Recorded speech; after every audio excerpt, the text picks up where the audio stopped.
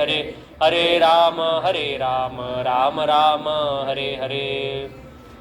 वागीशयस्य वदनेर्लक्ष्मीर्यस्य च वक्षसि यस्यास्ते संवित् तं नरसिंहमहं भजे। श्रीरूप सनातन भट्ट रघुनाथ श्रीजीव गोपाल भट्ट दास रघुनाथ एचाई गोसाई करी चरण वंदन चाहत विघ्ननाश भीष्टपुरन। हरे कृष्णा। तो आप सभी भक्तों का स्वागत है हमारे साप्ताहिक भगवद गीता क्लास में। तो बहुत समय बाद हम मिले हैं वापस भगवद गीता डिस्कस करने को। तो शुरू करते हैं। तो पहले तो रिवीजन, याद है कि सब भूल गए कि कहाँ चल रहा था भगवद गीता?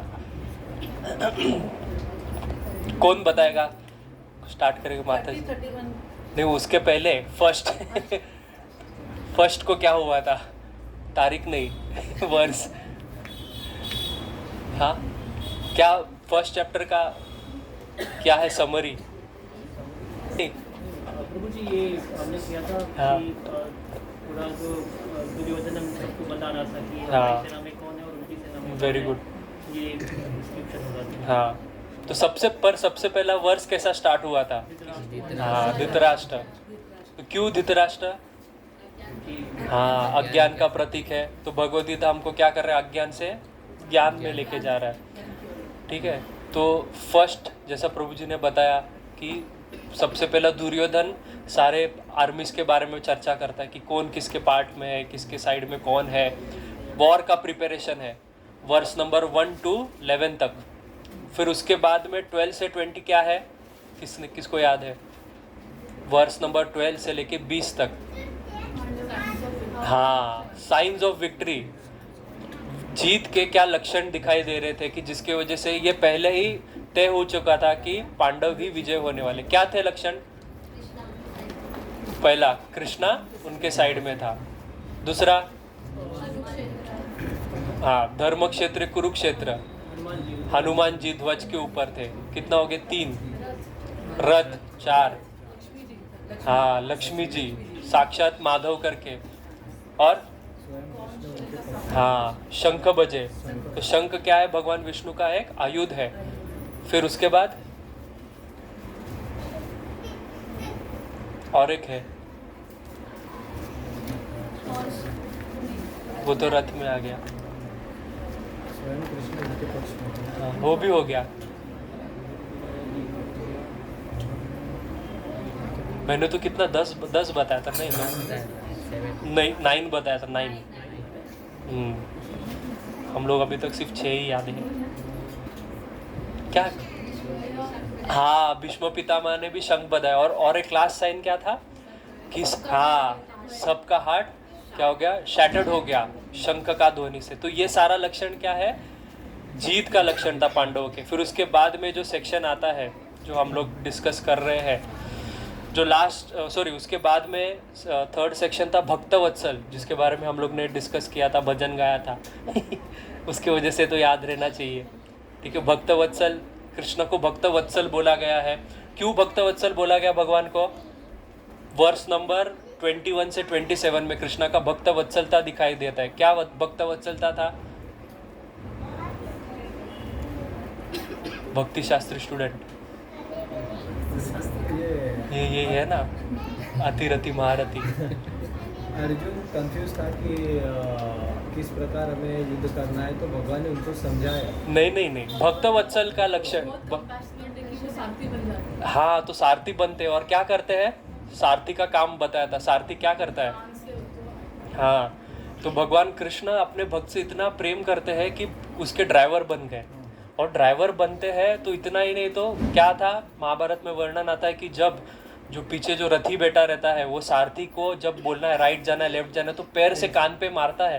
तो भगवान अपने भक्तों की लात तक खाते हैं। ये एक श्लोक आता है भागवतम में, जिसमें कृष्ण भक्त को कहते हैं उद्धव जी से कि मैं अपने भक्तों से इतना प्रेम करता हूँ कि मैं भक्तों के पीछे पीछे भागता हूँ। क्यों? तो जब भक्त चलेगा तो उसके पैर से जो धूली उड़ेगी तो उससे मैं मेरे शरीर को आभूषित करूँगा। इतना भक्तों से प्रेम करते हैं, भक्त वत्सल। इतना ही नहीं, जब महाभारत में वर्णन आता है कि जब शांति का संदेश लेके जाते हैं कौरवों के पास, तो शांति का संदेश ले जाने का काम कौन करता था पता है आपको? कुत्ता करता था। कुत्ते के मुख में वो शांति का संदेश दिया जाता था और उसको भेजा जाता था। भगवान खुद चल के वो संदेश लेके गए पांडवों के लिए। तो क्या क्या नहीं किया अपने भक्तों के लिए। ये जो शब्द है भक्त वत्सल, ये भगवान का एक नाम आता है विष्णु सहस्त्र नाम में, भक्त वत्सल करके। तो ये शब्द ही बहुत सुंदर अर्थ से बना है। भक्त तो आप सब जानते हैं, जो आप सब हो। और वत्सल क्या बनता है? वत्सल सुना है कभी? वत्सल क्या है? वत्सल हाँ प्रेम होता है। पर वत्सल, वत्स ये शब्द कहाँ से आता है? हाँ, गाय का बछड़ा। तो गाय के बछड़े को वत्स कहते हैं, क्यों? और गाय को वत्सल कहते हैं, क्यों?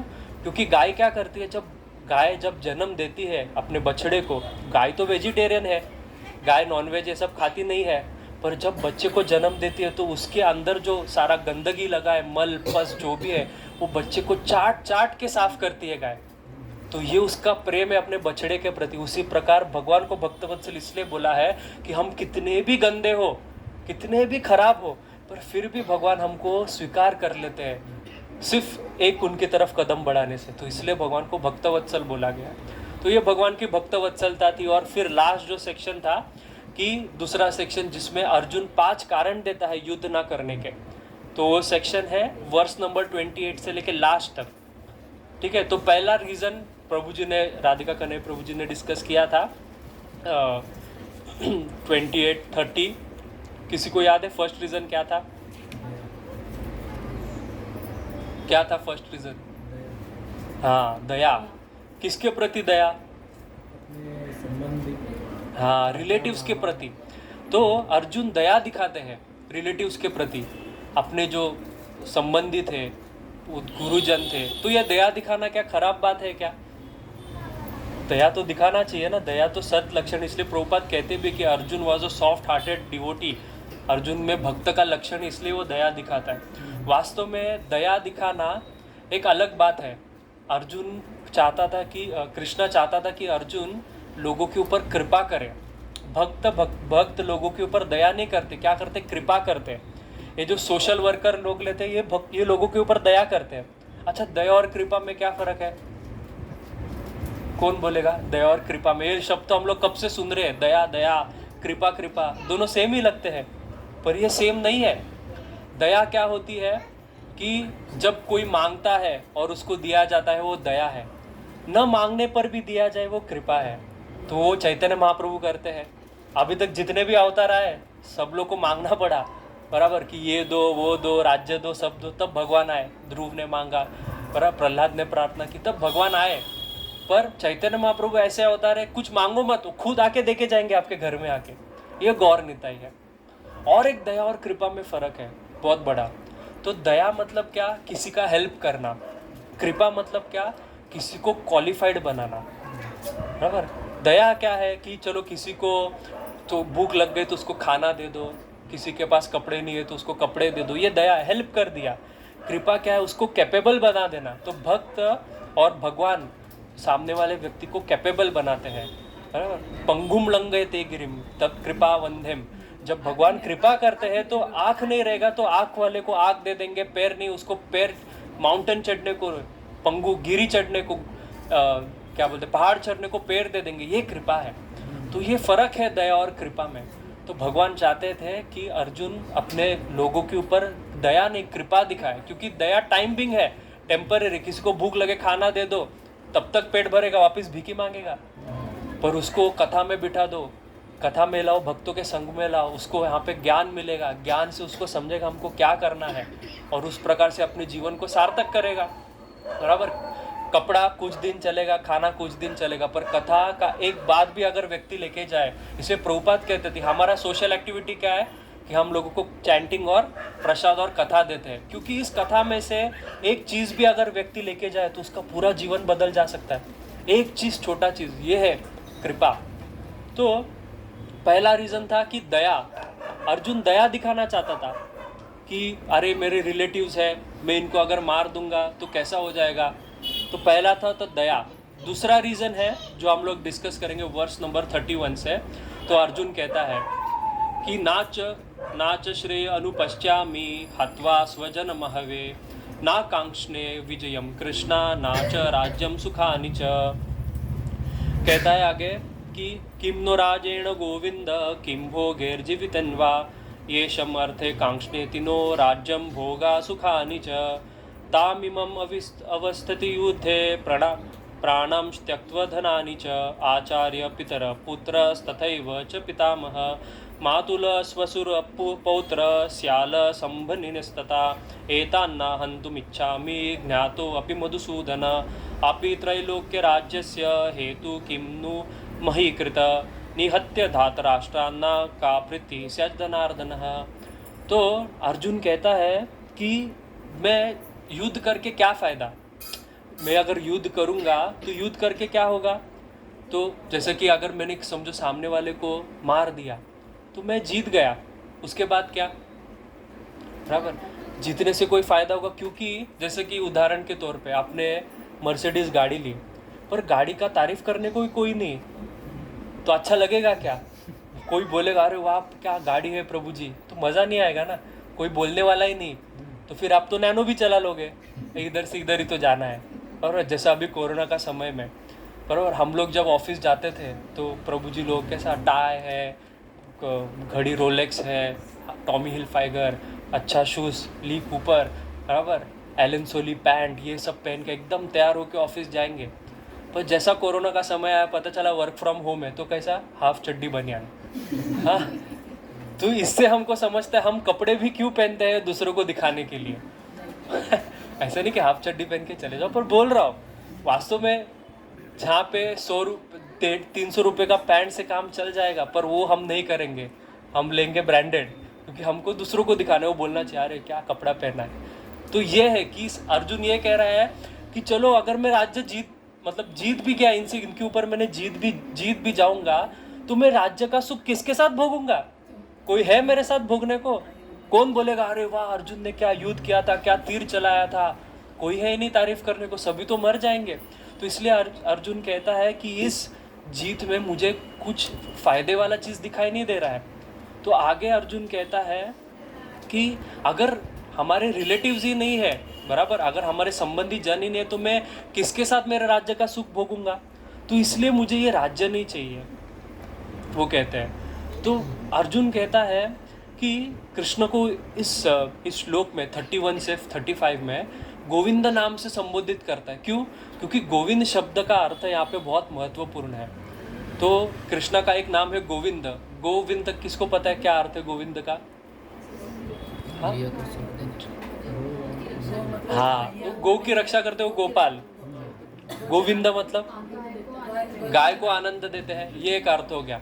पर वास्तव में गोविंद का एक अर्थ है, जो गो का अर्थ होता है इंद्रिया, तो जो इंद्रियों को आनंद देते हैं वो गोविंद। तो अर्जुन कह रहे हैं कृष्ण को अरे तुम्हारा नाम तो गोविंद है, तुम मेरे को जो चाहिए वो करना चाहिए, बराबर मतलब मेरी इंद्रियों को तुमको आनंद देना चाहिए, जैसा हम चाहते हैं भगवान से कि अरे भगवान तुम वो करो जो मैं चाहता हूँ।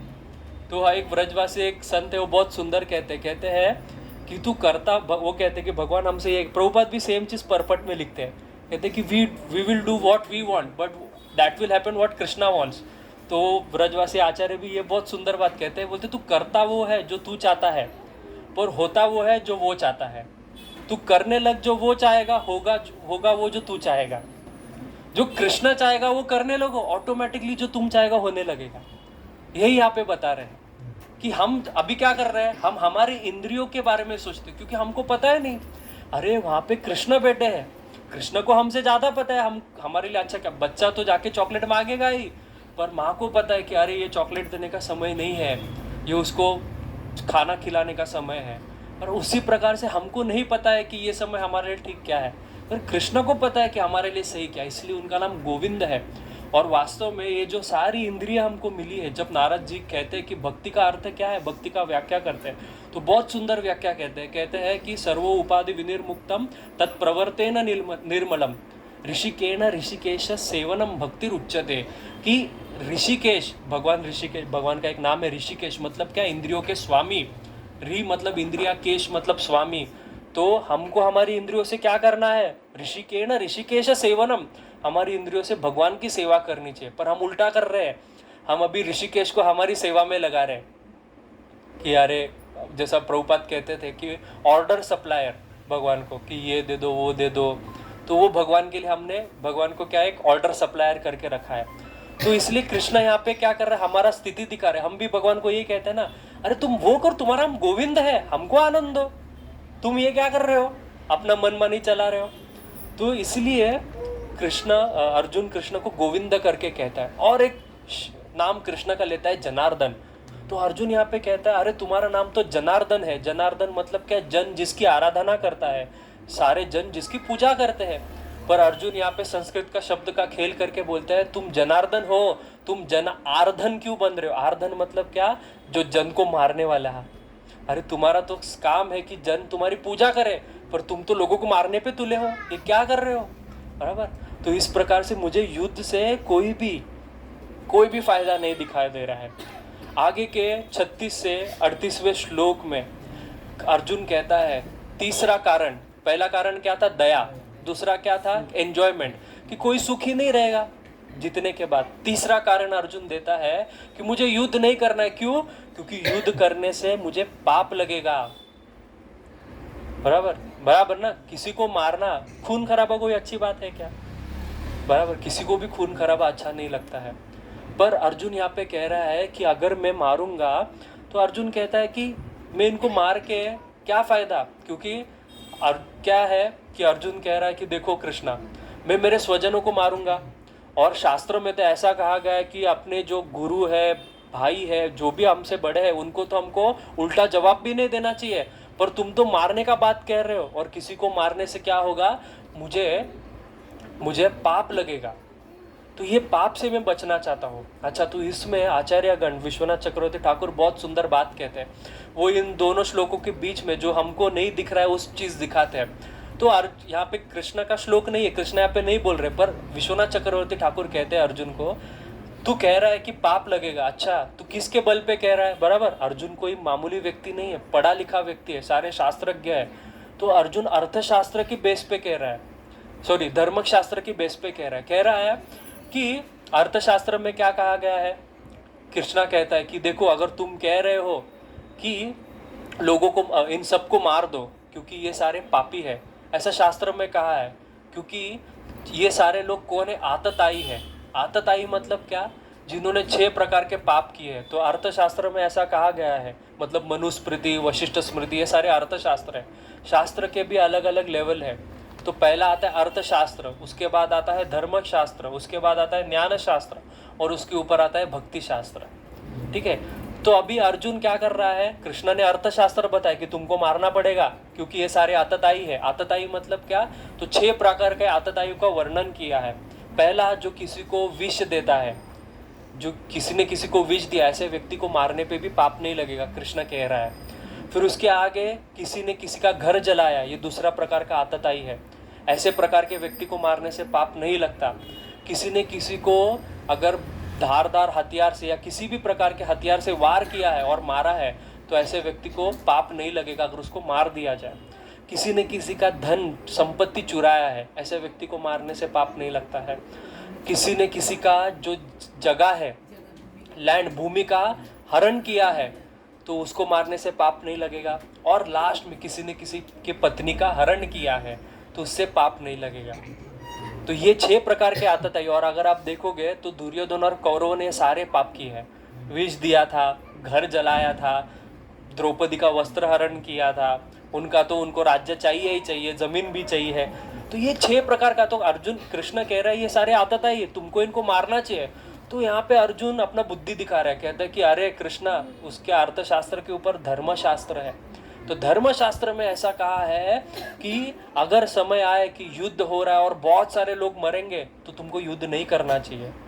तो इस प्रकार से कृष्ण को सिखा रहा है। तो कृष्ण भी सुन के ले रहा है, अच्छा, बहुत बड़ा पंडित बन रहा है। आगे कहेगा कृष्ण दूसरे अध्याय में कि नानुशोचेति पंडित, तुम तो बहुत प्रज्ञावादम से भाष्य से, तुम बहुत बड़े पंडित जैसा भाषण कर रहे थे, आगे कहेंगे। तो अभी सिर्फ कृष्ण पहले सुन के ले रहे कि क्या बोल रहे हैं। तो कहते हैं कि ये 6 प्रकार के आतताई को मारना चाहिए। तो प्रभुपाद परपट में बहुत सुंदर बात कहते हैं कि अर्जुन यहाँ पे बहुत बड़ा ज्ञान दिखा रहा था। सोचो सबसे बेस्ट राज्य किसका था? राम जी का राज्य। आज भी हम जब उदाहरण देते तो कहते राम जैसा राज्य होना चाहिए, राम राज्य होना चाहिए, बराबर। क्यों? क्योंकि राम ने राज्य को कैसा किया था? राम राज्यम उपासते, राम जी ने राज्य को उपासना की थी। वाल्मीकि रामायण में कहा है राम ने राज्य को राजन नहीं किया था, राज्य की उपासना की थी। उपासना की थी मतलब क्या? राजा का ये कर्तव्य है। जो भी हम रामायण के सारे प्रसंग देखते हैं, राम जी ने जितना भी डिसीजन लिया कि सीता का निर्वासन, सीता को त्यागना, ये सारा चीज क्यों किया? तो राज्य को सामने रख के। लोग कहते हैं कि अरे सीता को त्याग दिया, तो उसके पीछे बहुत बड़ा कारण है। उसका रामायण हो जाएगा पूरा, तो उसमें नहीं जाएंगे। पर ये बात समझना है कि राजा का प्रथम कर्तव्य क्या होता है कि राज्य का सुख देखना। अगर राज्य में एक भी व्यक्ति दुखी हो तो वो राजा राजा बनने के काबिल नहीं है। जब सीता मैया को राम जी ने त्यागा तो ऐसा एक भी व्यक्ति नहीं आया जिसने रोका कि अरे सीता को क्यों भेज रहे हो, बराबर। एक धोबी नहीं था। पूरे अयोध्या में सबके मन में ये शंका थी कि सीता पवित्र है कि नहीं, क्योंकि कोई रोकने नहीं आया।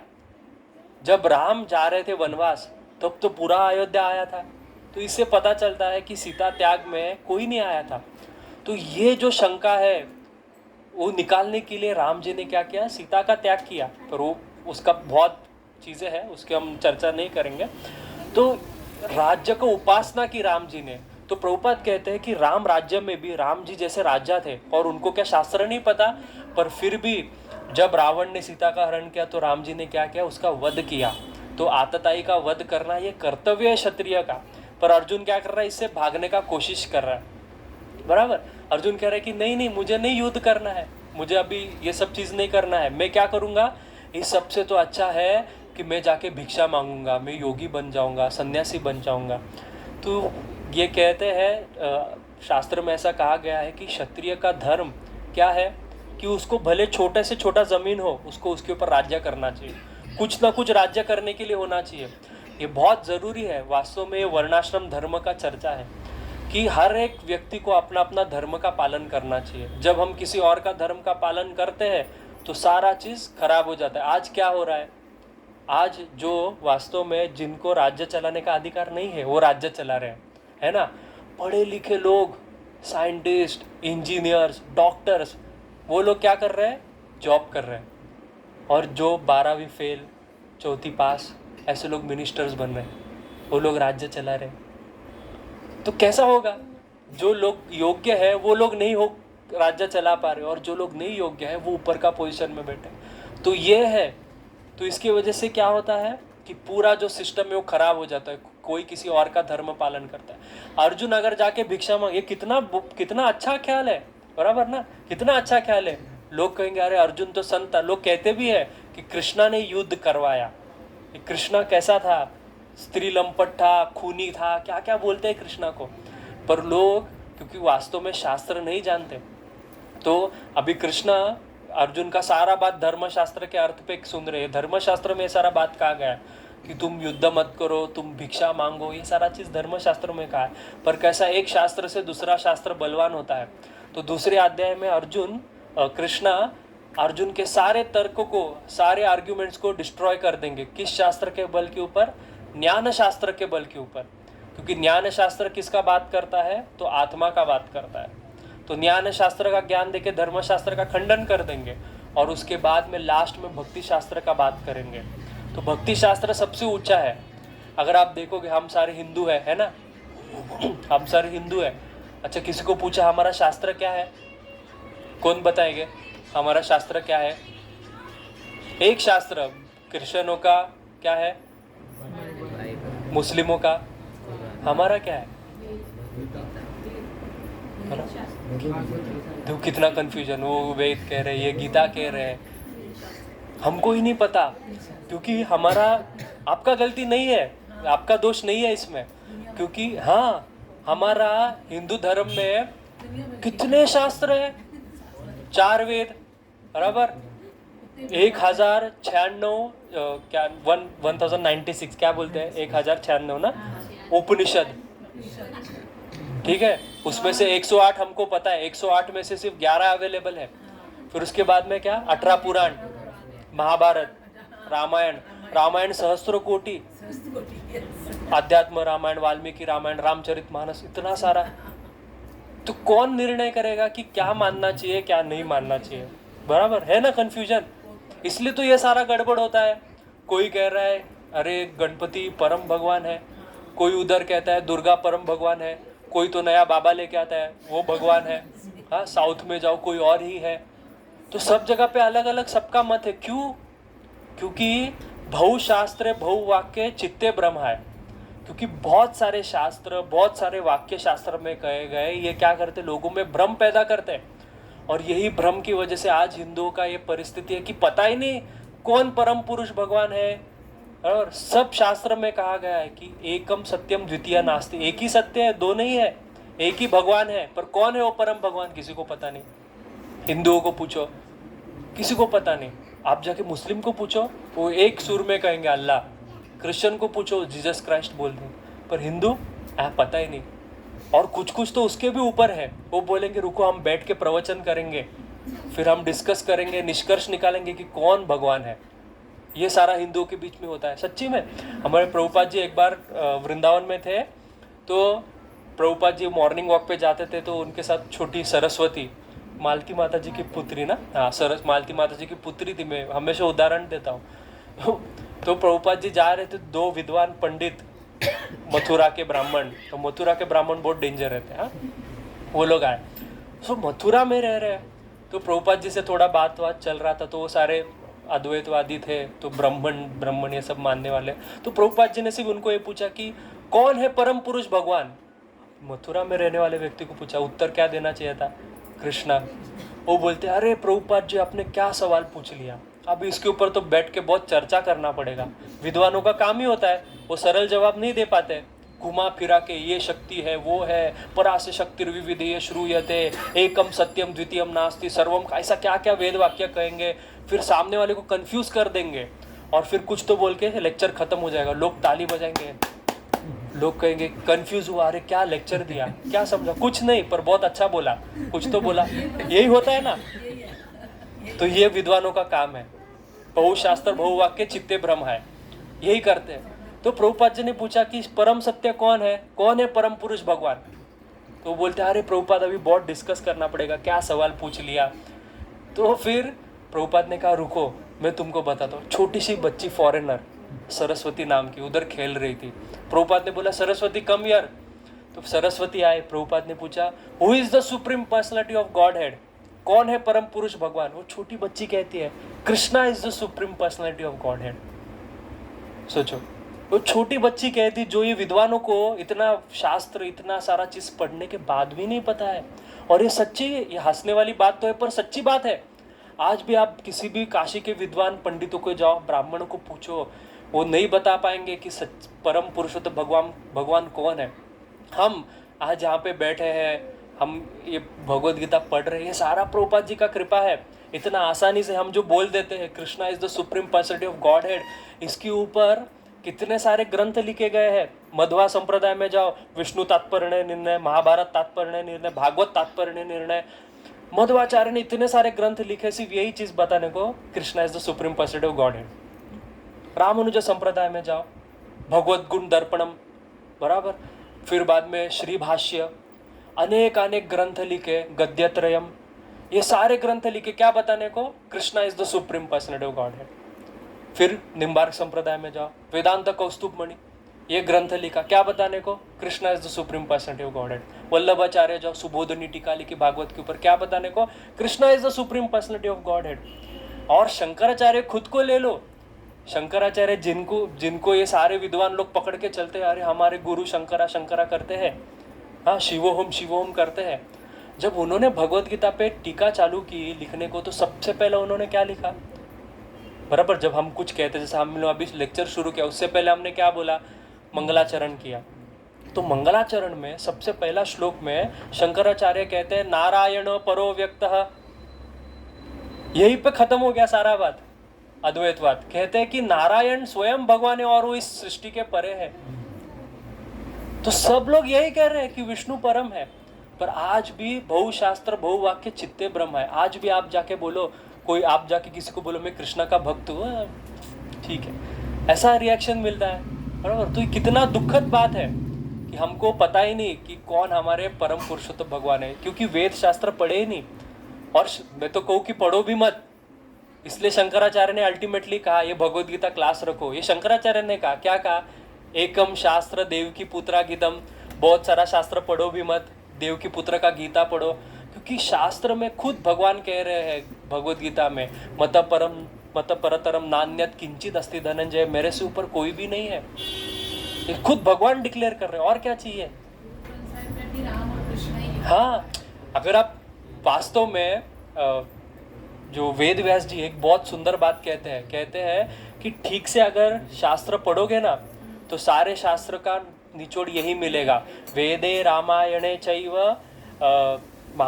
वेदे रामायणे चैव भारते पुराणेषु तथा सर्वत्र हरि गीयते, कि सब जगह पे वेद रामायण पुराण महाभारत सब पढ़ लो, सब में एक ही चीज मिलेगा, सर्वत्र हरि गीयते, सब जगह पे हरि का ही गुणगान मिलेगा। वास्तव में सारा हरि का गुणगान है, पर क्या है कि कुछ लोग अपना स्वार्थ के लिए, आगे जब हम भगवद गीता के आगे के अध्याय में भगवान कहेंगे कि क्यों ये सारा देवी देवताओं का उपासना आया, क्यों ये सारा देवी देवता है, ये सारा चीज़ क्या है, इसके बारे में चर्चा करेंगे। तो वास्तव में मैं कहाँ पे था, हाँ, तो अर्जुन कह रहा है यहाँ पे कि मुझे नहीं, सुख नहीं, हाँ, पाप। तो ये पाप के ऊपर मैं बता रहा था कि अर्जुन कह रहा है कि मुझे पाप लग जाएगा, मुझे युद्ध नहीं करना है, पर वास्तव में पाप अर्जुन को नहीं लगेगा। क्यों? क्योंकि अभी आप देखना, जब कोई व्यक्ति, जैसा कि एक समझो आर्मी है, बराबर, आर्मी किसी को मारता है, किसी को गोली चलाता है पुलिस, तो पुलिस वाले पे केस होता है, क्यों?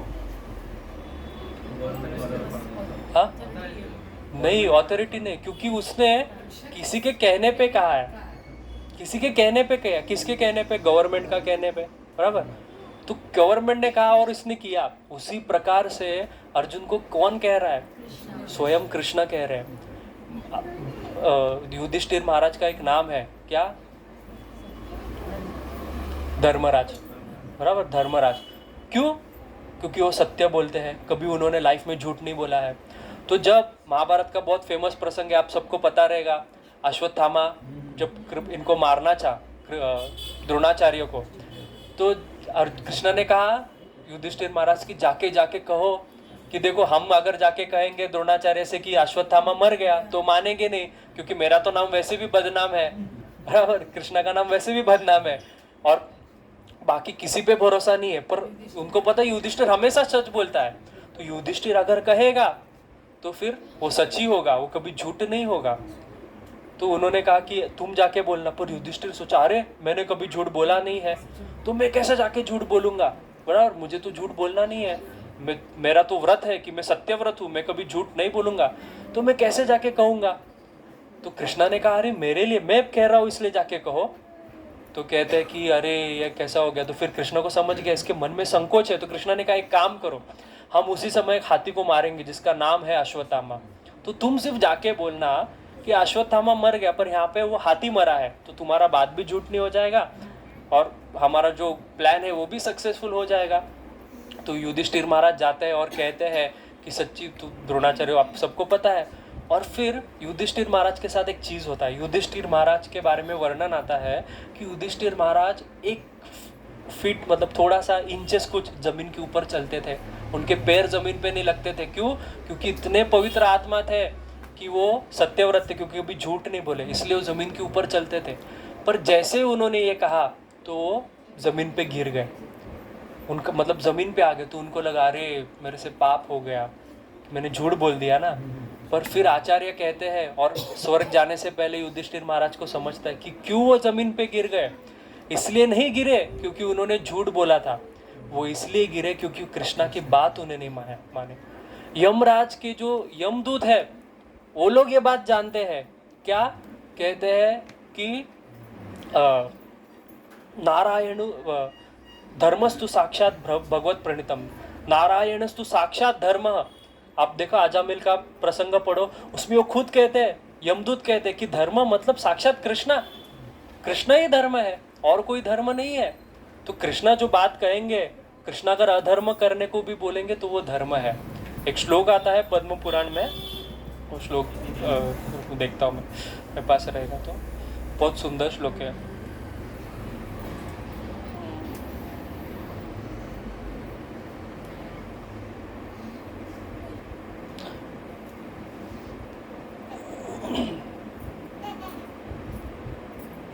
मिल गया। तो उस पद्म पुराण में कृष्ण कहते हैं कि मन निमित्त कृत पापम, मेरे लिए किया गया पाप आप ही धर्म या कल्पते, वो धर्म बन जाता है। मेरे लिए किया गया पाप भी धर्म बन जाएगा। कहते हैं मम अनारित अधर्म पी पापम स्यत मत प्रभो, कि मेरे लिए अगर मेरा बात सुन के आपने अगर धर्म भी किया मुझे छोड़ के तो वो अधर्म बन जाएगा। तो मेरे लिए किया गया धर्म अधर्म भी धर्म है, पर मेरे को छोड़ के किया गया धर्म भी क्या है, अधर्म है। तो इसलिए धर्मस्तु साक्षात भगवत प्रणीतम। आगे कृष्ण कहते हैं अरिर मित्रम विश्व विषम पथ्यम, कि जब कृष्ण का भक्ति करता है व्यक्ति, कृष्ण का भक्त बन जाता है, तो उसके लिए सब उल्टा हो जाता है।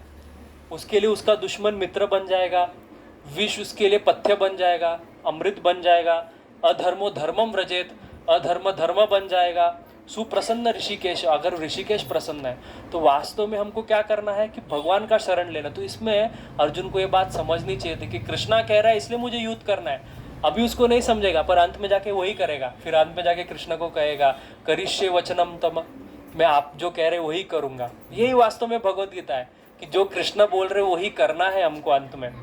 तो अर्जुन कहता है कि इसलिए मुझे युद्ध नहीं करना है।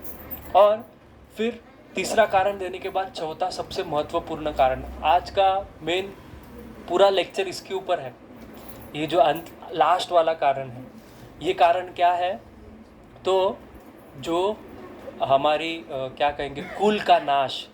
अर्जुन चौथा कारण देता है कि मैं अगर युद्ध करूंगा तो क्या होगा, कुल का नाश। कुल का नाश मतलब क्या, तो कहता है अर्जुन कि देखो अगर मैं युद्ध करूंगा, है कृष्णा 39 से 43 श्लोक में, तो कहता है कि कुल क्षय होगा। कुल क्षय मतलब क्या, जितने भी कुल के लोग हैं सब मर जाएंगे, बराबर। क्योंकि कुल कैसा चलता है, कुल कैसा चलता है, स्त्री से नहीं चलता, किससे चलता है, पुरुषों से भी नहीं चलता। हाँ, कौन बोला, हाँ बुजुर्गों से, जो हमारे घर में जो एल्डर पीपल है, बराबर, जो हमारे बात क्या दादा दादी, ये सब इनसे कुल चलता है। वास्तव में आपको क्या पता है आपके कुल की परंपरा क्या है, कौन सिखाता है, बराबर, वही सिखाते हैं। पर आज क्या प्रॉब्लम है, आज दादा दादी को ओल्ड एज होम में भेजा जाता है, और फिर क्या होता है, फिर आपके बच्चे देख के आपको भी ओल्ड एज होम में भेज देते हैं, बराबर। और माँ बाप क्या करते हैं, वो तो ठीक है, वो अलग बात है, छोड़ो। तो ये स्थिति है आज का ज़माने का। आज मैं किसी भी, मेरा खुद का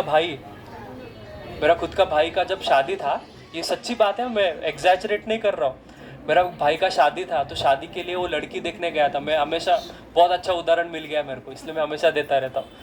तो मेरा भाई का शादी था, तो उसके लिए लड़की देखने के लिए जैसा मैट्रिमोनियल साइट पे डाला था, तो एक पसंद आ गई उसको लड़की, सारा फैमिली का बात सब चल रहा था।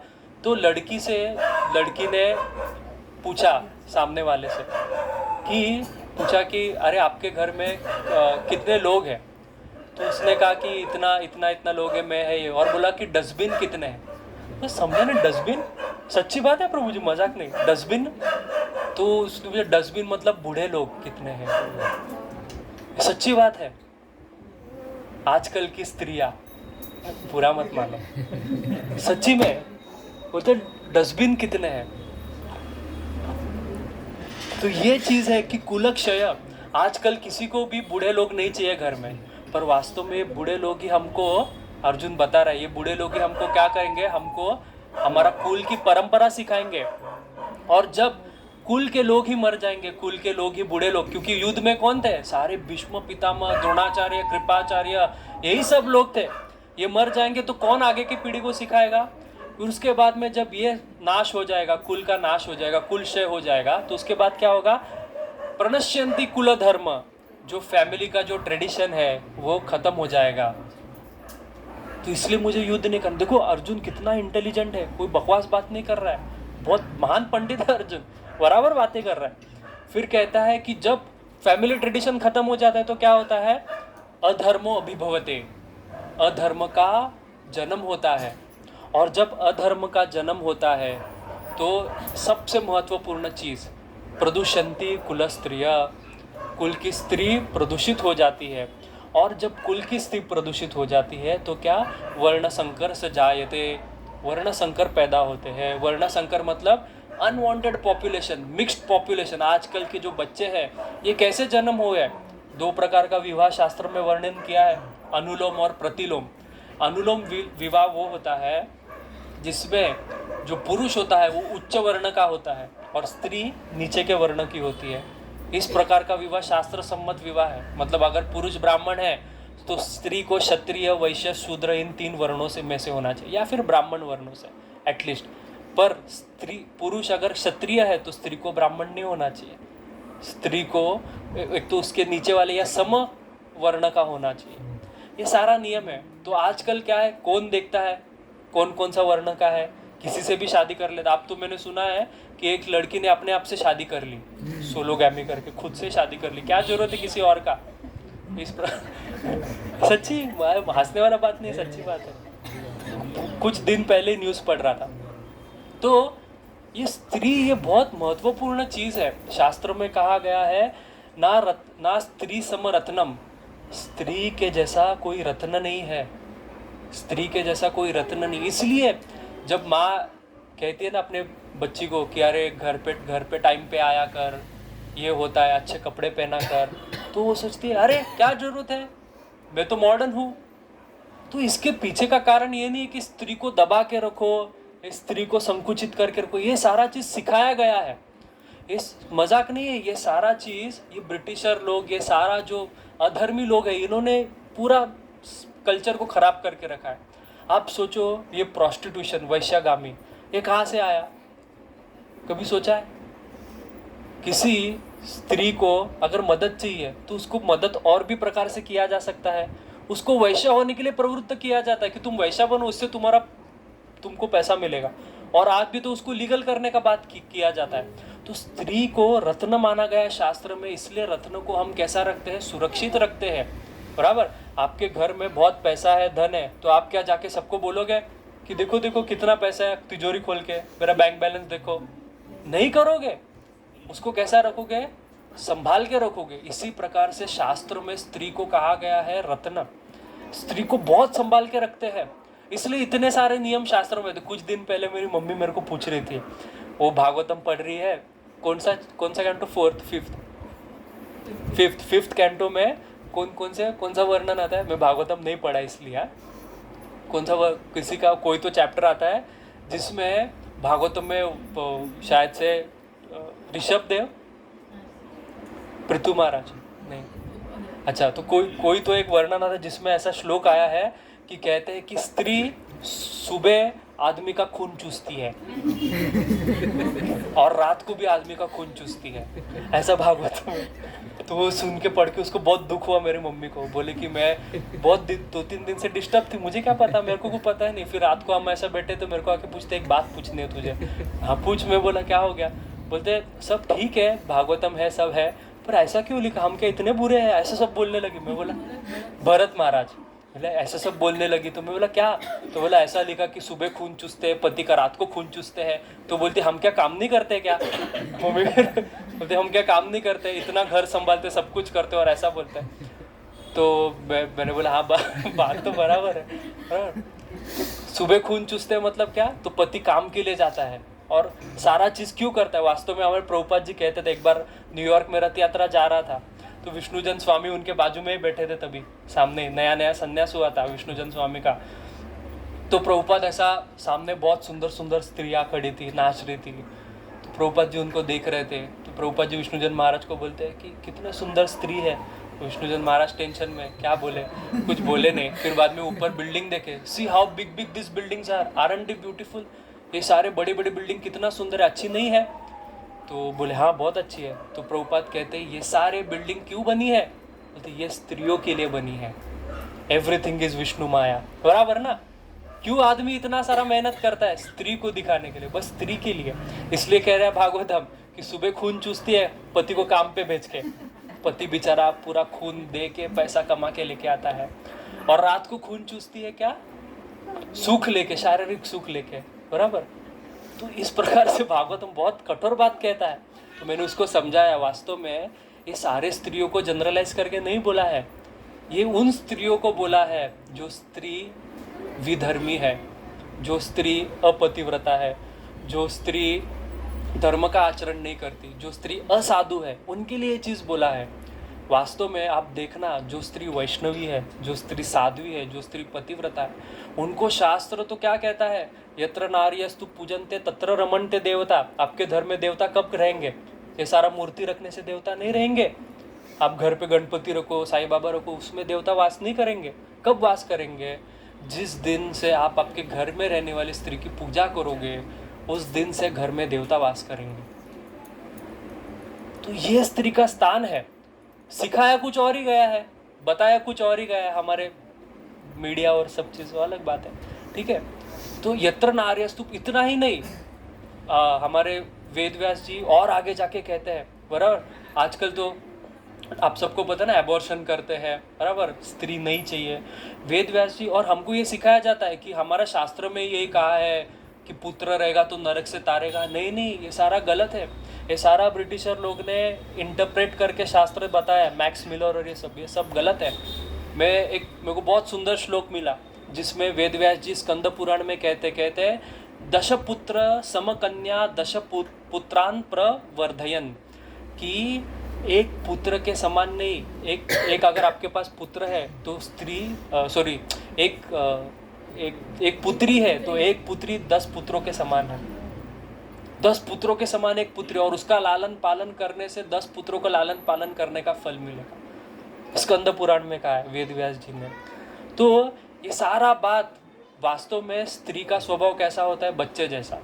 इसलिए आप देखना, स्त्री को उल्लू बनाना बहुत आसान है। सेल लगता है, सबसे पहले उल्लू कौन बनता है?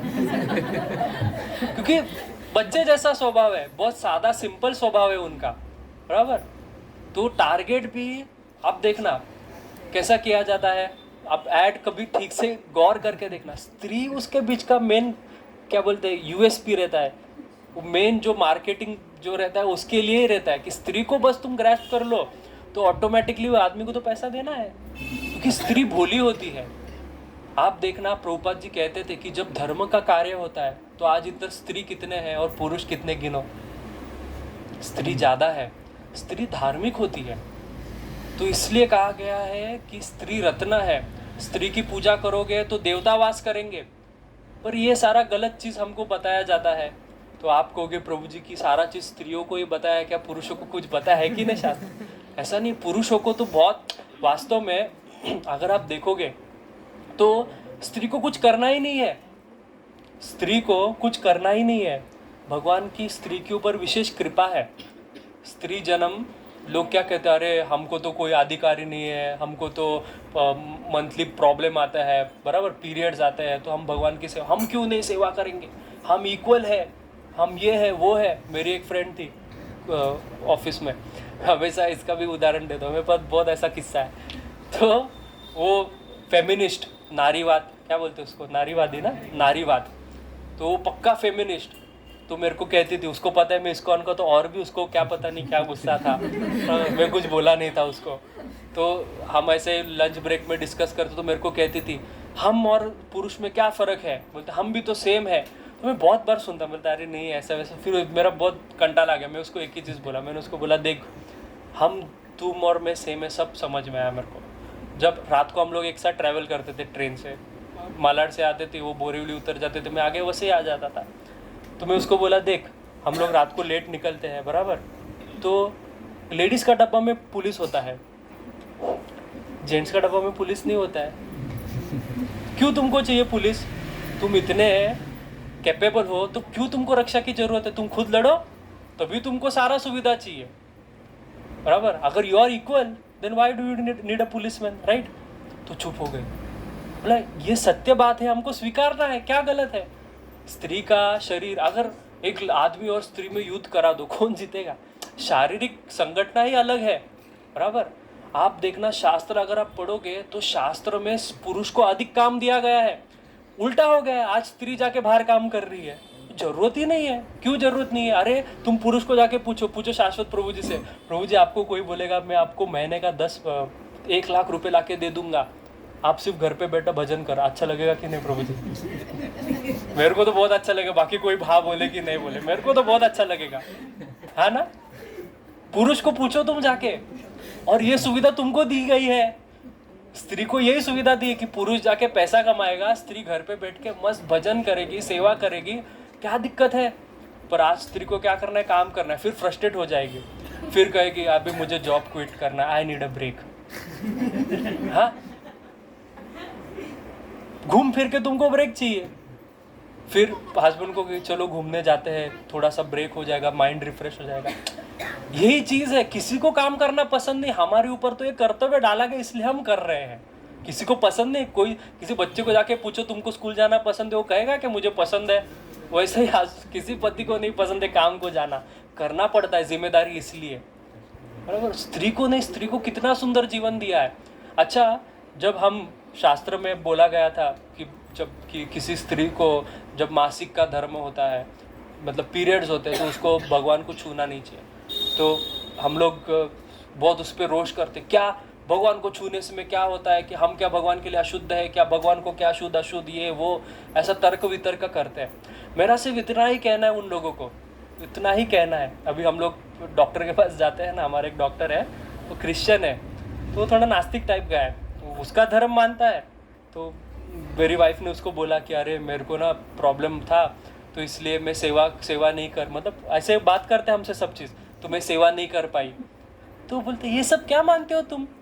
ऐसा बोला, ये सब क्या मानते हो तुम, ऐसा सब कुछ नहीं होता है, सब करने का। तो मेरा वाइफ ने उसको बहुत अच्छा उत्तर दिया। उसको कहा कि वो क्या है ना, हम सेवा इसलिए नहीं करते कि गंदा अपवित्र ये सब तो बाजू में है। जब हमारे शरीर से स्त्री का जब मासिक धर्म होता है, मतलब क्या, रक्त बाहर निकलता है शरीर से, है ना? तो अगर हमारा उंगली कटा है, मैं आपको कहूँ जाओ कृष्णा को आरती करो, कर पाओगे? भगवान में ध्यान रह पाएगा? तो उसने कहा कि मेरा ध्यान नहीं रहेगा, क्योंकि इतना दर्द होता है शरीर में, इसलिए हमको सेवा से वर्जित किया गया है।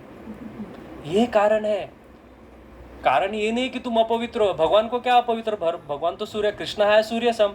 सूर्य के सामने तुम मल रख दो, सूर्य के सामने तुम फूल रख दो, दोनों सूर्य को समान है। सूर्य कभी अपवित्र हो पाएगा क्या? बराबर। पर वो समय में कोई भगवान का भजन मतलब क्या, भगवान का पूजा करना मतलब क्या, कि भगवान के चरण में हमारा ध्यान हो, भगवान में हमारा पूरा सेंसेस एंगेज्ड हो। उस समय अगर ब्राह्मण भी, जब डीटी वर्शिप अगर आप किसी ने सेमिनार सीखा होगा, पढ़ा होगा, तो जो व्यक्ति भगवान का पूजा कर रहा है, ब्राह्मण अगर पूजा कर रहा है, वो ब्राह्मण पूजा करते पीछे देख रहा है कितना खाना लाया है, कितना प्रसाद लाया है, सारा पूजा व्यर्थ है। एक चीज भी भगवान ने स्वीकार नहीं किया, क्योंकि भगवान जब पूजा लेता है, स्वीकार करते हैं, तो उनका अपेक्षा एक ही रहता है कि उनको कुछ नहीं चाहिए। पत्रम पुष्पम फलम तोयम यो में भक्त्या प्रयच्छति तदहम भक्ति रूपारतम अश्नामी प्रयतात्मनम। मुझे सिर्फ भक्ति चाहिए। भक्ति कहाँ से दोगे? हृदय से। हृदय ही भगवान में नहीं है। कितना लोग आए हैं, अच्छा कौन क्या पहना है, अच्छा क्या लाया है, कितना दक्षिणा दिया है, इसमें ध्यान रहेगा तो भगवान कैसे स्वीकार करेंगे? बराबर। तो उसी प्रकार से जब हमारा शरीर, सोचो, मैं वो किसी ने एक बहुत अच्छा वीडियो डाला था सोशल मीडिया पे, मैं देख रहा था कि एक स्त्री को जब मासिक धर्म में जितना तकलीफ होता है, वो तकलीफ को एक्सपीरियंस पुरुष को करने के लिए एक मशीन कुछ बनाया। और वो, हाँ सच्ची, वो मशीन नहीं, अच्छा बात है, मशीन लगाया तो पुरुष 1 सेकंड भी सहन नहीं कर पाए, उठ के बड़ा चिल्ला दिया। तो मतलब सोचो कितना दर्द होता है शरीर में। और अब बोलो आपको उसमें क्या सेवा करोगे? तो शास्त्र ने क्या नियम दिया आपको? कितना अच्छा नियम दिया, क्या कि तुम आराम करो, 4 दिन आराम करो। तो ये उनको नहीं अच्छा लगा, नारीवादियों को अच्छा नहीं लगा, फेमिनिस्ट को, नहीं हमको कैसा वंचित करते हो। पर आज जाके लड़ाई करके ऑफिस से छुट्टी मांग रहे, मेंस्ट्रुएशन लीव्स। अरे क्यों चाहिए? अभी इतने शक्तिशाली तो हो। ये देखो, ये है सारा गड़बड़। शास्त्र पहले नियोजित करके रखा है। अभी देखो किस किस का घर का स्थिति वैसा रहेगा कि जिसमें उनको गलत तरीके से ट्रीट किया, उससे तुम जनरलाइज नहीं कर सकते। बराबर, पर हमारा शास्त्र कभी ऐसा नहीं कहता, कभी भी ऐसा नहीं कहा है।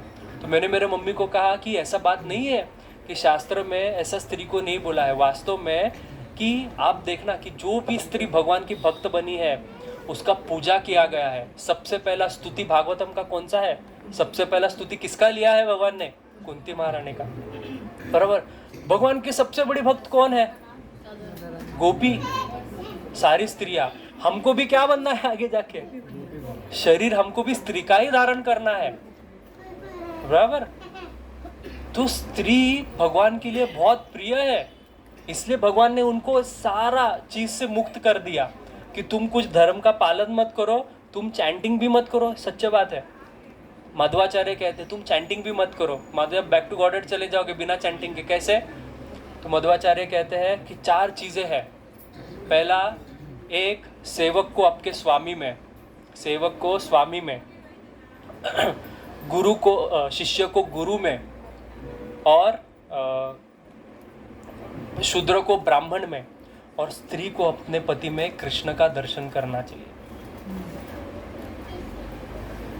बस इतना ही करने से, स्त्री ने अगर अपने पति की सेवा की, पति को सिर्फ इतना ही जाना कि ये कृष्ण है और कृष्ण के रूप में मैं इनकी सेवा कर रही हूँ, मध्वाचार्य कहते हैं, उससे उसका जीवन सफल है। तुम जो कर रहे हो प्रभु जी, विपिन प्रभु जी अगर 64 करेंगे, आपको 64 माला बिना किए हुए, प्रभु जी बैठे रहे दिन रात, आप मस्त खा पी के सो जाओ। ये इतना सुविधा दिया है स्त्री को, कितना प्रेम है भगवान का स्त्री से। कौन कहता है शास्त्र में स्त्री विरोध है? स्त्री से तो प्रेम है भगवान को, है कि नहीं? इसलिए आप देखना भगवान ने क्या किया। तो सुबह का जो हम श्लोक, आपको पता नहीं, आपको पता है कि नहीं, प्रातः स्मरण का श्लोक जब आता है कि सुबह उठ के हमको क्या दिनचर्या करना चाहिए, तो पंचकन्या का वर्णन करते हैं। कहते हैं कि अहिल्या, द्रौपदी, तारा, कुंती, मंदोदरी, पंचकन्या स्मरण नित्यम महापातक नाशनम। अच्छा, पातक नहीं, एक होता है पाप और एक होता है महापाप। ये 5 कन्या का स्मरण करने मात्र से महापाप नाश हो जाते हैं। और ये 5 कन्या है कौन? पहला तो अहिल्या। अहिल्या कौन थी? गौतम ऋषि की पत्नी थी। आप देखना, लोगों को अहिल्या का प्रसंग पता ही नहीं है। लोग कहते हैं अहिल्या ने कुछ गलती नहीं की थी, कैसा उसको इतना कठोर शाप दे दिया। नहीं, माँ वाल्मीकि, आप रामायण पढ़ोगे, शास्त्र पढ़ोगे, तो उसमें वर्णन आता है कि अहिल्या को पता था। अहिल्या एक बहुत बड़ी साध्वी थी, साधारण स्त्री नहीं थी, साध्वी थी। उसको इंद्र के आने मात्र से पता चल गया ये देवराज इंद्र है, पर उसके मन में अहंकार आ गया, या कहते हैं कि सुप्त अहंकार आ गया कि मैं इतनी सुंदर हूं कि देवराज मेरे से आकर्षित हो गए। इस भावना से उन्होंने देवराज इंद्र के साथ संग कर लिया। अच्छा, तो उनको शाप मिला, उनको पत्थर बना दिया, सब ठीक है। पर राम जी देखो कितने दयालु। राम जी ने क्या किया? अच्छा, आपको ये 4 युग पता है? क्या है 4 युग? बराबर। अच्छा, पहला कौन सा युग आता है? दूसरा? वास्तव में पहला दूसरा युग आता है द्वापर, और उसके बाद आता है त्रेता, क्योंकि 3 मतलब त्रेता और कलयुग मतलब 4। ये आगे कैसा हो गया? तो शास्त्र में कहा कि जब राम जी ने देखा कि अरे मेरे अहिल्या को शाप लग गया और मेरा अवतार होने के बाद ही उसका उद्धार हो गया, तो राम जी ने पूरा युग ही पलट दिया। बोला त्रेता पहला लेके आ तो मैं पहला जाऊंगा। उद्धार करने के लिए, अहिल्या के लिए राम जी खुद आ गए, और पूरा युग, तब से युग साइकिल ऐसे ही चल रहा है, बदला नहीं है। ये भगवान का प्रेम है। तो भगवान ने देखते कि इसने कितना सिंसियरली अपने पति का सेवा किया है, अहिल्या ने। फिर उसके बाद में द्रौपदी का 5 विवाह हुआ। अच्छा, द्रौपदी का पूर्व जन्म का कथा अगर आपको पता होगा, द्रौपदी पूर्व जन्म में बहुत बड़ी पति की सेविका थी, बहुत बड़ी पति की सेविका थी। तो उसका कथा ऐसा आता है कि वो एक ऋषि की पत्नी थी, और वो ऋषि के शरीर पे पूरा कोड़ आ गया, गंदा हो गया शरीर।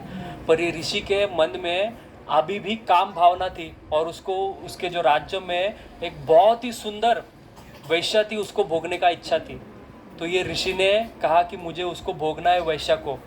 तो ये जो द्रौपदी पूर्व जन्म, उसका नाम भूल गया, तो जाती है उस वैश्या के पास, जाके प्रार्थना करती है कि तुम मेरे पति के साथ संग कर लो। सोचो, पत्नी कह रही है, क्यों? क्योंकि उनका इच्छा है। तो वो कहती कि नहीं नहीं, मैं नहीं करूँगी। पर द्रौपदी वहाँ पे बैठी जाती, हट करके कि नहीं तुमको करना ही पड़ेगा, मेरा पति का इच्छा है, और पति का इच्छा पूर्ण करने के लिए वो अपने पति को अपने पीठ के ऊपर लेके उस वैश्य के पास लेके जाती है, वो वैश्य मान जाती है उसका इतना निश्चय देख के, उसके साथ संग कर लेती है। और ये सारा कर्तव्य देख के द्रौपदी का देवता इतने प्रसन्न हो जाते हैं, कहते हैं कि अगले जन्म में तुम्हारा जन्म यज्ञ से होगा, तुम बहुत ही फेमस भगवान की भक्त बनोगी। तो इस प्रकार से द्रौपदी का वर्णन आता है। सोचो सिर्फ पति की सेवा करने मात्र से उसको इतना बड़ा पद मिला, आज वो पंचकन्या में से एक है। फिर उसके बाद में कौन आती? तारा। अच्छा तारा कौन थी? बलि जो थे, बाली पता ना, सुग्रीव बाली, उसकी पत्नी। बाली कैसा था? एक नंबर का विधर्मी व्यक्ति, बहुत शक्तिशाली पर विधर्मी। पर उन्होंने भी बाली की सेवा की, कोई अपेक्षा ना करके अपने पति में क्या देखा कि अरे कृष्णा का भाव देखा, विष्णु का भाव देख के सेवा किया, इसलिए उनका भी स्मरण होता है। फिर उसके बाद में कुंती महारानी का पता है। कुंती महारानी का जब उनको पुत्र प्राप्त हुए तो कैसे प्राप्त हुए? तो लोगों ने कहा तो उन्होंने कर्ण को छोड़ दिया, ये सब आपको कथा पता है।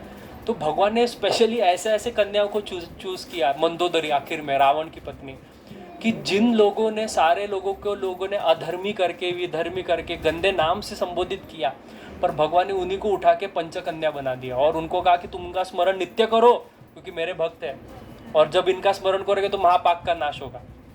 तो ये भगवान का भक्त बनने से ये महिमा हो जाती है कि एक सादी से सादी स्त्री तो पति के लिए भी पूजनीय हो जाती है। तो अभी आप इतना सारा बात कह दिया तो आप कहोगे प्रभु जी आपने तो कहा कि पति में भगवान देखो, चैंटिंग मत करो, पति का सेवा करो। तो अभी पति कैसा होना चाहिए,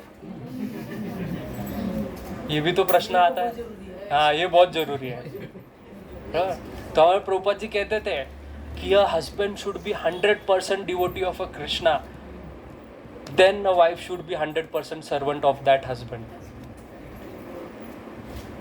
पहले पति को 100 गुना कृष्ण का भक्त बनना चाहिए, और जब वो 100 गुना कृष्ण का भक्त मतलब क्या? महान भक्त मतलब कैसा? अम्बरीश। तुम अगर अम्बरीश हो तो तुम्हारे पति के पत्नी से सेवा का अपेक्षा करना हो क्या अम्बरीश? तो इसलिए उनको चैंटिंग करना पड़ रहा है। बराबर।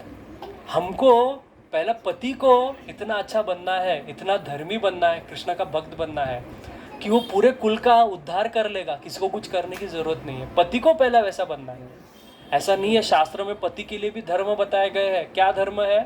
तो कहा है कि मनुस्मृति में धृति क्षमा, पहला तो हस्बैंड में धैर्य होना चाहिए, क्षमा का गुण होना चाहिए, संयम होना चाहिए, चोरी न करना, असत्य न बोलना, चोरी न करना, ये गुण होना चाहिए, पवित्रता होनी चाहिए, शुचि होने चाहिए, इंद्रियों पे नियंत्रण होना चाहिए, बुद्धिवान होना चाहिए, ज्ञान, सत्य, क्रोध न करना, ये सारे 10 गुण बताए। ये 10 गुण है तो तुम पति हो, नहीं तो क्या हो? अपति।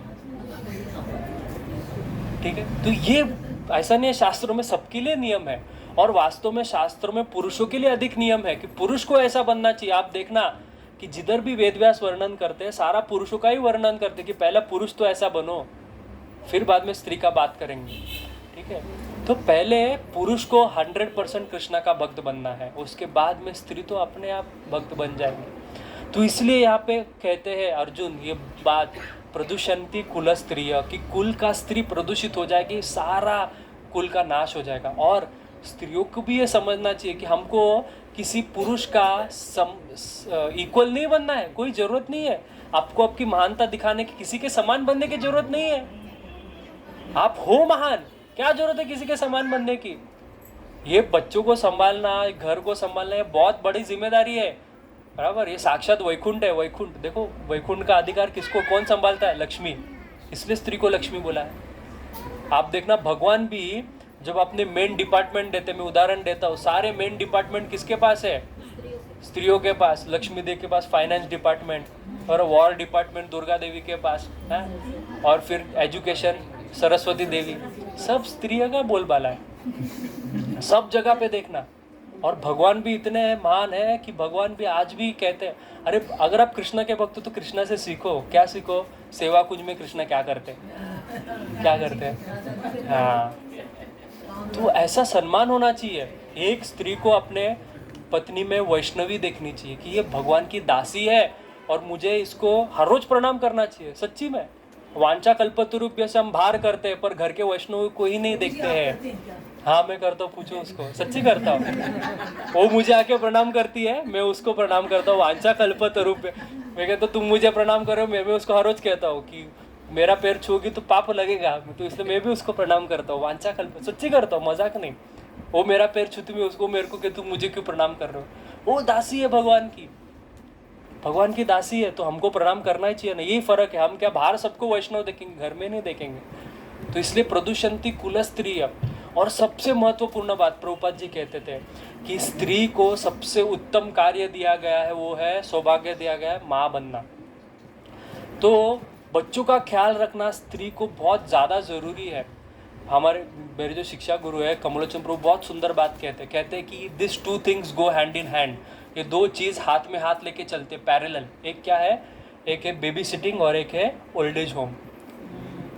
जब स्त्री बच्चों को समय नहीं देती है, पेरेंट्स भी, मतलब इसमें पुरुष का भी बात आया, जब पुरुष और स्त्री दोनों माँ बाप बच्चों को समय नहीं देते हैं, क्या करते? बेबी सिटिंग में रख के एक जॉब पे चले जाते हैं। बाद में बच्चे फिर आपको बेबी सिटिंग में रखेंगे बुढ़ापे में। तो यही चलता है, दोनों हाथ में हाथ चलते हैं। इसलिए आज जब आप बच्चों को घर पे रह के शिक्षा दो, उनको सिखाओ पढ़ाओ। इसलिए हम कहते हैं ना, शिवाजी कैसे बने? जब जीजा माता ने महाभारत और रामायण का कथा बोला तभी तो शिवाजी बने। तो तभी शिवाजी बनेंगे, ऐसे नहीं बनते, कथा सुन के ही बनते। कथा इसलिए तव कथामृतम। ये कुल प्रदुषंती कुल स्त्रिय। तो ये था 4th रीज़न। और 5th रीज़न अर्जुन देते हैं वो 2nd चैप्टर में। तो अभी ये 1st चैप्टर खत्म हुआ, हम 2nd चैप्टर डिस्कस करेंगे। तो तभी वो 5th रीज़न क्या है वो डिस्कस करेंगे 2.6 श्लोक में। हरे कृष्णा कृष्णा कृष्णा हरे हरे, हरे राम राम। किसी का कोई प्रश्न?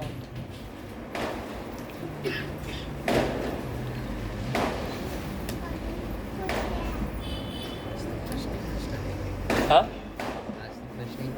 हाँ, प्रभु जी बोल रहे आज तो प्रश्न ही प्रश्न रहने चाहिए। नहीं है किसी का कोई प्रश्न? यस प्रभु जी।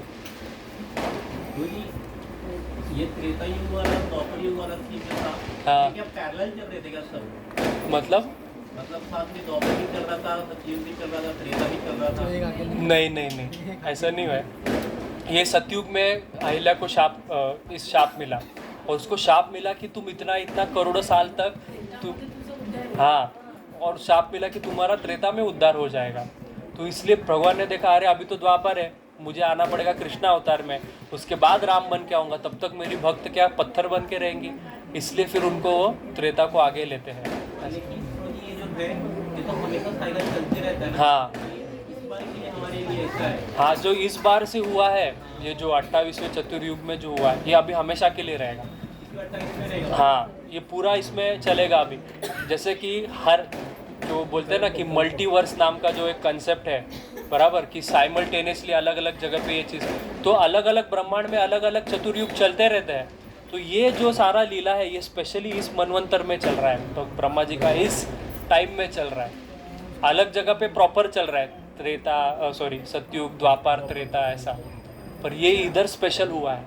जैसे कृष्ण का अवतार भी अब भी हमारे लिए हुआ है। हम जिस युग में रह रहे हैं वैवस्वत मनवंतर के इसमें, उसी में 28, इसलिए हम कहते हैं ना युगे 28 विटेवरी उभा। क्यों कहते हैं? क्योंकि आप भी का जो युग है वो 28वां युग है, और इसी युग में कृष्ण अवतार लेते हैं। बाकी युग में कभी कृष्ण अवतार नहीं लेते हैं। नारायण आते हैं, कृष्ण का लीला करके चले जाते हैं, और ये सारा लीला भी नहीं होता है। जैसे कि कुछ इसको कल्पभेद सिद्धांत बोलते हैं। जैसे कि कुछ लीला ऐसा होती है नरसिम्हा का, जैसा हम जानते हैं कि नरसिम्हा आते हैं, हिरण्यकशिपु फाड़ते हैं उसको, फिर बैठ के अपने गले में, कुछ कल्पभेद का सिद्धांत में ऐसा कथा आता है पुराणों में कि नरसिम्हा आए, प्रकट हुए, फूंक मार के मार दिए मर गया हिरण्यकशिपु। कुछ में आता है गदा युद्ध हुआ, गदा युद्ध में मार दिए। ऐसा अलग अलग कथा आती है। तो ये कथा, कोई कथा गलत नहीं है, क्योंकि पुराण अलग अलग कल्पभेद सिद्धांत के हिसाब से लिखे गए थे, इसलिए। ठीक है, और कोई प्रश्न किसी का?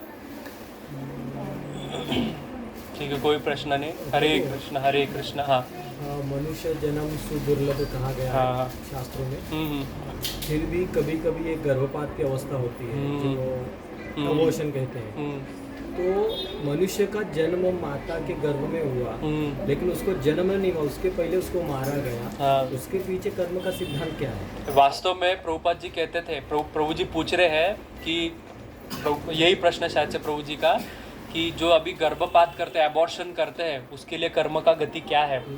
तो शास्त्र में इसका वर्णन आता है कि वो हजारों हजारों साल रौरव नाम के नरक में सड़ता है वो व्यक्ति, क्योंकि वो हत्या है। अगर आप शास्त्र पढ़ोगे तो प्रभुपाद जी का एक स्टेटमेंट, प्रभुपाद जी कहते थे भारत भूमि में दुख हमेशा के लिए रहेगा जब तक गौ हत्या और एबॉर्शन चलता रहेगा। जब ये दो चीज़ बंद हो जाएगा तब सारा चीज़ ठीक हो जाएगा। तो अगर आप देखोगे तो वास्तव में ये जो सिद्धांत है, लोग कहते हैं ना कि गर्भपात, कहते हैं अरे 2-3 महीने में तो बच्चे में प्राण भी नहीं आया होता है। मूर्खता है। आज लोग मार्स जा रहे हैं, मार्स में एक छोटा सा कीटाणु मिलता है उनको, जीवाणु, और नासा यहाँ पे आके बोलते हैं अरे देखो वहाँ पे एक छोटा सा जीवाणु मिला है, और वही गर्भ में शिशु बढ़ रहा है, उसकी हृदय का धड़कन सुनाई दे रहा है, पर उसको प्राण नहीं मान रहे। वास्तव में शास्त्रों में तो तब कहा गया है प्राण आता है कि जब पुरुष का जब शरीर से वीर्य निकलता है स्त्री के गर्भ में जाने के लिए, तो इतने सारे वीर्य होते हैं, जब सबको पता है सारे वीर्य होते हैं, तो उस एक वीर्य में भगवान तब उस समय में एक प्राण को उसके वीर्य के जो पूंछ है उस पर रख देते हैं, और इसलिए वो एक ही वीर्य गर्भ को भेद के अंदर जाता है और सारा चीज़ होता है। ऐसा शास्त्रों में बोला। तो प्राण तभी से, देखो अभी ये पेड़ बढ़ रहा है, तो पेड़ कैसा बढ़ता है, जब उसमें प्राण होंगे तो ही तो बढ़ेंगे ना। अगर प्राण नहीं तो बढ़ पाएगा। तो जो चीज़ बढ़ रहा है उसमें प्राण कैसा नहीं है, प्राण पहले से है, पर हमको समझ में नहीं आ रहा उसमें प्राण है। उसी प्रकार से तो उसका गलती क्या है कि उसको जन्म लेने से पहले मारा गया? क्योंकि उसने भी पहले वही किया था, उसने भी पहले वही कार्य किया था। जो देखो ये ना बहुत बहुत कर्म का साइकिल बहुत, जैसे कि मैं आपको एक उदाहरण देता हूँ। अभी एक शायद से नेपाल में किधर एक रेप केस हुआ था, जहाँ पे मंदिर में वो लड़की का रेप हुआ, या दिल्ली का गैंग रेप निर्भया वाला, उसको पकड़ लो। हाँ नहीं, एक अभी भी किधर तो हुआ था, मेरे को याद नहीं है, वो कुछ जम्मू, हाँ शायद से किधर भी, वो चलो रेप केस पकड़ लो। किसी ने सवाल पूछा कि ये जो रेप होता है तो उसमें वो छोटी बच्ची का क्या ये है, क्या गलती है? तो वास्तव में कर्म का सिद्धांत बहुत जटिल है, बराबर। हम जब एक जेल में जाते हैं, तो जेल में जब हम जाते हैं तो देखते हैं कि 4-5 हट्टे कट्टे पुलिस मिलके एक चोर को मतलब एक कैदी को बहुत मार रहे हैं, और हम जाते हैं, हमको बहुत दुख होता है, अरे क्यों बेचारे को इतना मार रहे हैं। तो फिर जेलर बोलेगा अरे तुमको पता है क्या, उसने ऐसा ऐसा कांड किया, उसने रेप किया। तो तुम्हारा मन में क्या आता है, साले को और मारो, काट डालो, हाँ आता है कि नहीं? उसी प्रकार से भगवान एक कर्म का सिद्धांत बनाते हैं कि जो चीज़ जो करता है उसको उसी प्रकार का भोग मिलता है। आज बच्ची को उसी प्रकार का भोग मिला, क्योंकि वो भी, उसने भी कुछ वैसा ही किया था किसी के साथ, इसलिए उसके साथ वो परिस्थिति आई है। ये शास्त्र कहते हैं। क्योंकि भगवान किसी को बेवजह सफ़र नहीं करवाते। भगवान कोई पागल व्यक्ति नहीं है, मजा आ रहा है चलो, किम जोंग उंग नहीं है भगवान। भगवान दया, सोचो अपने भक्त के लिए क्या क्या कुत्ता बिल्ली क्या क्या नहीं बनते हैं, वो क्या ऐसे ही। अरे आप सोचो कि गोपिया कहती है कि न खलु गोपिका नंदनो भवन अखिल देहिनाम अंतरात्मद्रिक। कृष्ण सारे आत्माओं के भी अंतरात्मा है, कृष्ण आत्माओं की भी अंतरात्मा है। तो उनके वजह से हमारा प्राण है, उनके वजह से हमको आज हम म्यूनसिपलिटी का बिल जब हमारे पास आता है, बराबर, हमको हार्ट अटैक आता है, पानी का बिल, ये टैक्स। भगवान सूरज चंद्र इतना पानी बीनी सब फ्री में दे रहे हैं, कभी किसी ने सोचा कैसा आ रहा है? ये भगवान का दया ही है, पर हम नहीं समझेंगे, हम मूढ़ नास्तिकवादी लोग हैं। तो भगवान किसी के साथ गलत नहीं करता है। ये जो है ना, why good bad things happen to good people, there is no good people, there are only bad people, and bad thing happen to bad people only. यही सिद्धांत है। गलत चीज़ गलत व्यक्ति के साथ ही होगा। हम देखते हैं ना कि अरे कितना गंदा तरीके से उसको मारा, क्योंकि उसने उसको गंदा तरीके से मारा था, वो इसलिए आया उसी को मारने को। यही सिद्धांत है। इसलिए कर्म का साइकिल बहुत भयानक है। कर्मणा देव नेत्रेण, हमको नहीं समझ में आएगा कैसा चलता है। इसलिए एक बहुत सुंदर एक छोटा सा कथा है, वो बोल के समाप्त करता हूँ। एक भगवान का भक्त था, तो वो उसका बहुत बड़ा साधु था। वो शालिग्राम सेवा उसका पूजा उसका पद्धति था। मतलब सुबह उठेगा, शालिग्राम जी को गंगा में लेके जाएगा, गंगा में स्नान आदि करेगा, और एकदम परम विरक्त संत, बहुत अच्छा भक्त।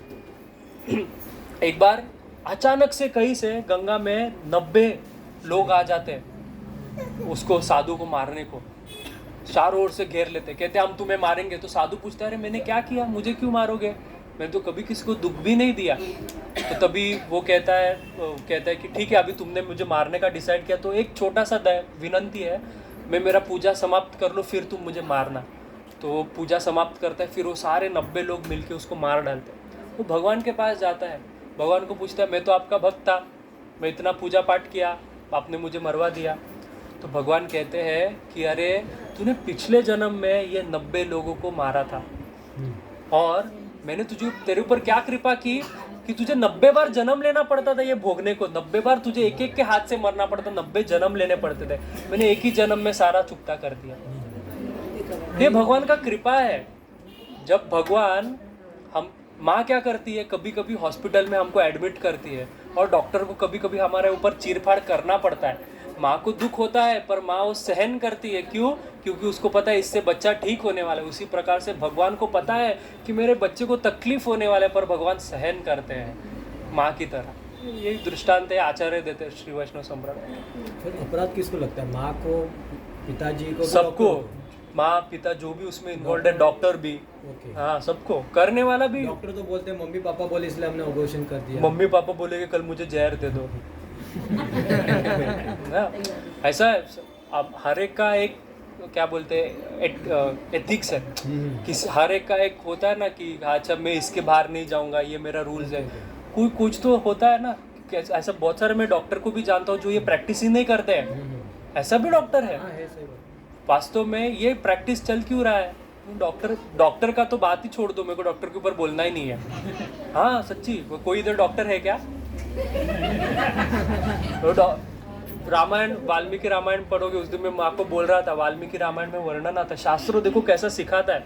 वाल्मीकि रामायण अच्छे से पढ़ोगे, वाल्मीकि रामायण में वर्णन आता है कि जब लक्ष्मण को बाण लगता है तो कहते हैं वैद्य को बुलाओ, वैद्य को बुलाओ। तो वैद्य आता कहाँ से है? तो नहीं, गांव के बाहर से। तो आचार्य वहाँ पे लिखता है कि गांव के बाहर से क्यों आता है? क्योंकि शास्त्र में ये जो डॉक्टर का काम है, इसको शूद्र वर्ण का काम माना गया, तुच्छ काम। आज क्या बोलते हैं? डॉक्टर भगवान है।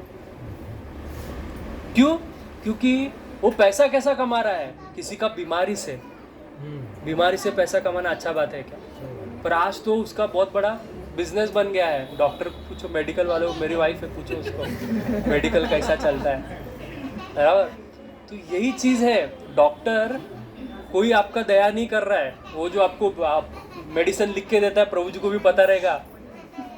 हाँ, मेडिसिन लिख के देता है, वो मेडिसिन आपको 10 रुपये भी मिलेगा, पर आपको 1000 रुपये का ही लिख के देगा। क्यों? क्योंकि उसका उसमें से 700 रुपये रहेगा।